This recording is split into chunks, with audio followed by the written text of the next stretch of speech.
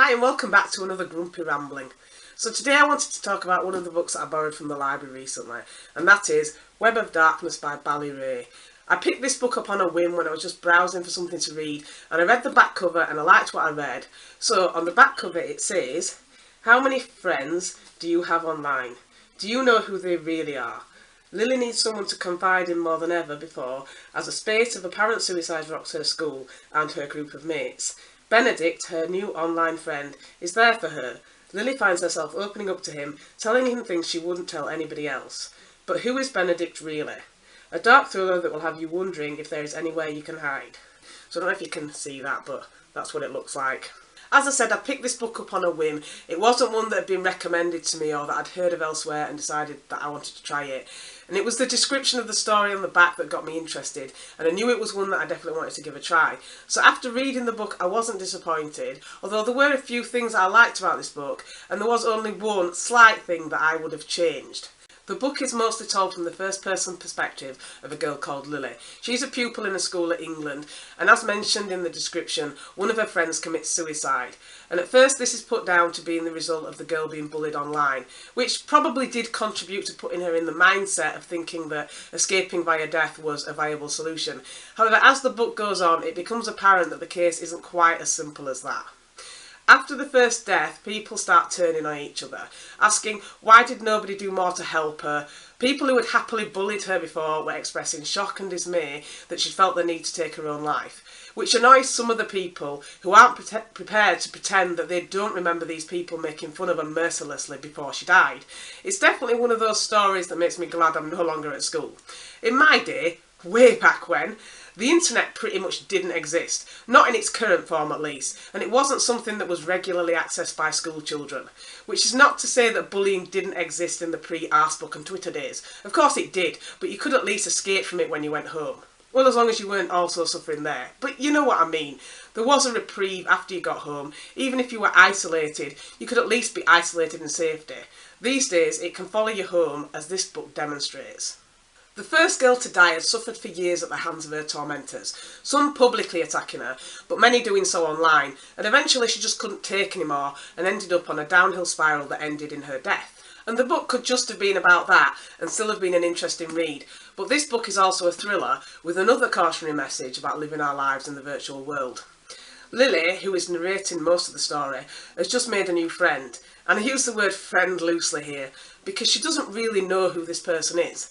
She gets a random friend request on Facebook, and because his profile picture is of a very attractive boy around her own age, she almost immediately accepts him. Then she begins receiving messages from this guy, who calls himself Benedict. And I don't think it's much of a spoiler here, to most people anyway, to say that Benedict may not be who he claims to be. I don't want to spoil it too much, as I think it's definitely a book worth reading. But this book does serve as a good reminder that care needs to be taken when talking to strangers online. Not just for young people, of course, but younger people can sometimes be, let's say, a bit more trusting and less cynical, as life hasn't punched them in the face yet. But if you are young, I don't mean to be the bearer of bad news, but it'll come. One day. Sorry, I know that sounds terrible, but it's not actually meant to be all doom and gloom, because life does bring bad experiences, challenges and disappointments, but it's not all bad, because you do learn from these, and if you learn from them, it can have a positive result in the long term. Anyway, Lily has got a new friend, and he is very attentive and quite persistent, but at first he seems quite nice. He listens when Lily talks, and she does reveal things to him about what's been going on around her, because it is a difficult time at school for her, and then another of her friends commits suicide. This one being a surprise to everyone, as he hadn't seemed particularly depressed, but he had recently found himself going viral around the school, and this is put down to the reason for his actions, except his close friends don't believe that this would have been enough for him to want to end his life.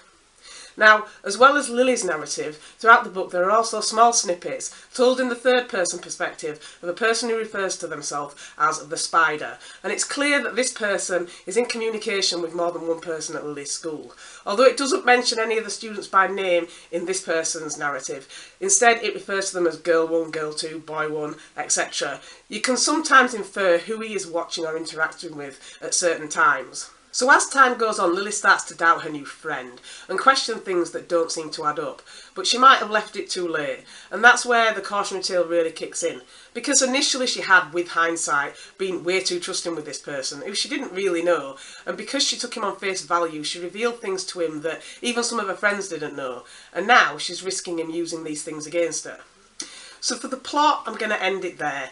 Although it is a little bit spoilery, I've tried not to make them too in-depth, and the ending remains intact if this is a book that anybody would like to read. The last thing I did want to say about the book is that there is one point that, as I mentioned earlier, I would probably have changed, and that was about the ending.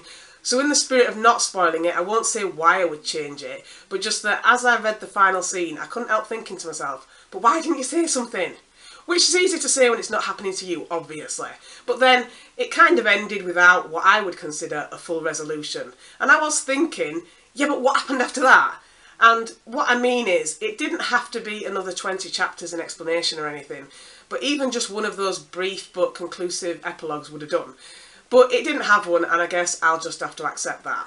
As far as I know, this book is a standalone, so I may never find out what happened after that. But that said, I would still definitely recommend this book. I thought it was interesting as fiction whilst highlighting a very real issue for today's generation. So that's it for this book. Thank you for watching. Bye.